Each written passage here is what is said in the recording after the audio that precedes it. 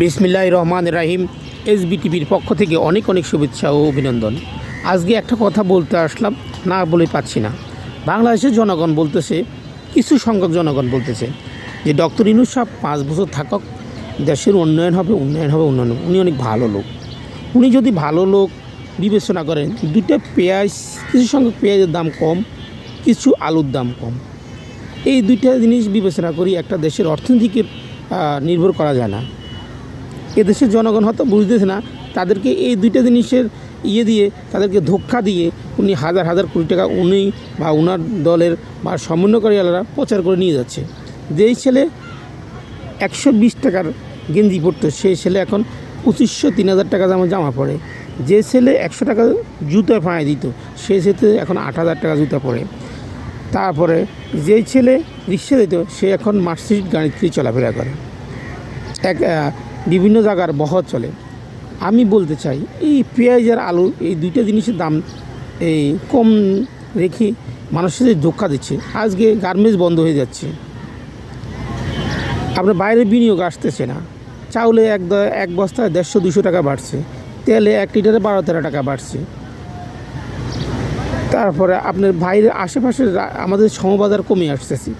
যে উনি কোনো বড় কোনো প্রকল্প হাত দিচ্ছে না, যে 2000 কোটি টাকার, 500 কোটি টাকা, 300 কোটি টাকার প্রকল্প কোনো হাত দিচ্ছে না।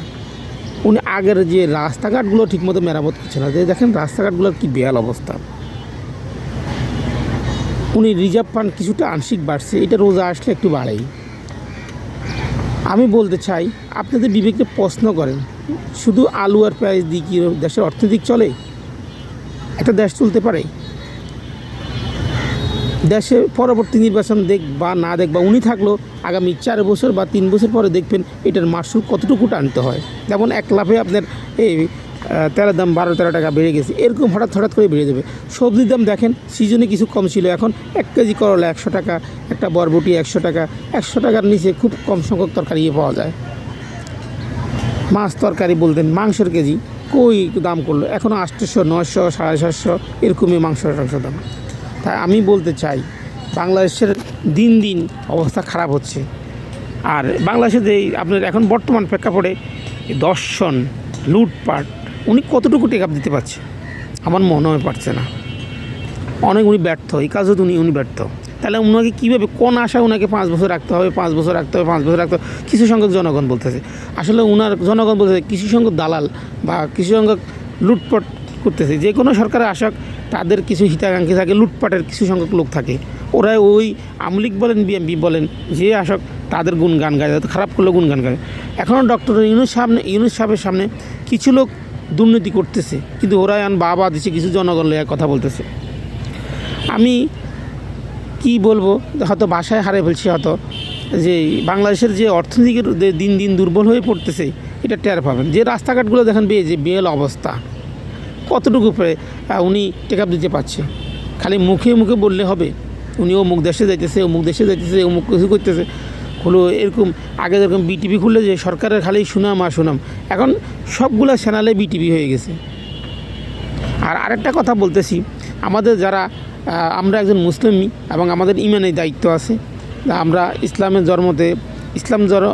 ধর্ম গ্রহণ করে আমরা জন্ম হয়েছি, কিন্তু আজকে বিএনপির বড় বড় নেতাগুলা, যেমন বরকতুল্লাহ ভুলু ভাই বলতেছে যে তারেক রহমানের নাম ললে অজু করে নিতে হবে।